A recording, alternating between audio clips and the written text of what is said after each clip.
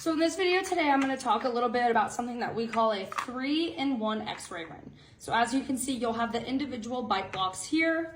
You have a 3-in-1 arm and a 3-in-1 target. So to assemble this, you'll see how it's color coded. Like this is red on this side, and over here we have a yellow and a blue that will match with our bite blocks over here. So what I'm going to do first is by demonstrating the red one. So I have my bite block here. Obviously the red is going to go with the red. So we always know that where our sensor goes is going to face away from us if I'm standing here. So I'm just going to go ahead and place my Rinn on. There you go. And then with the target here, I'm going to match up the red because I'm using red. And I'm just going to place it on like so. And as we can see, it matches up because we can see our bite block through the center of our target. And when this goes inside of a patient's mouth, they'll bite here, and this will line up directly with the tube head. So now I'm going to demonstrate with our anterior, our blue bite block.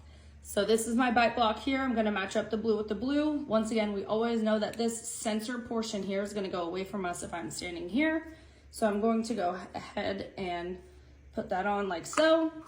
I'm going to match up the blue here since I'm using blue and just go ahead and slide that on.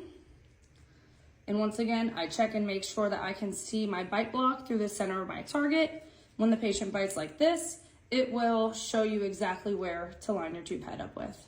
And last but not least, we will match up our posterior bite block. So this is here, the yellow's here. Sensor goes away from us. I'm just going to go ahead and insert that on. I'm going to match the yellow with the yellow, and I'm going to check it. See how I cannot see my bite block through the center of my target? That just means I need to flip this over so that way it matches and I can. When it is time to do that one-time flip, because we know it goes for the upper right, we'll turn it over for the lower left. Then all I have to do is just take it and flip it. So I'll flip the bite block once, and then I will flip my ring once. And now I have it set up for the other side as well.